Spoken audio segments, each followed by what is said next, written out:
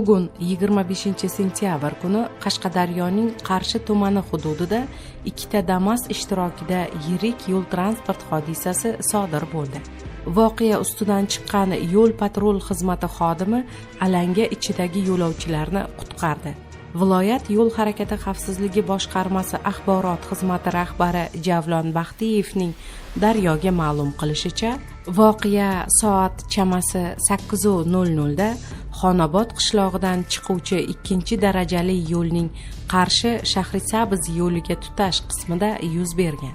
Qarshi tumani Xonobod qishlog'ida yashovchi 1997-yilda tug'ilgan haydovchi boshqaruvidagi Damas Xonobod Qarshi yo'nalishi bo'yicha harakatlanib borayotganda qarama-qarshi tomondan kelayotgan Damas bilan to'qnashgan va yong'in kelib chiqqan, deydi Javlon Baxtiyev.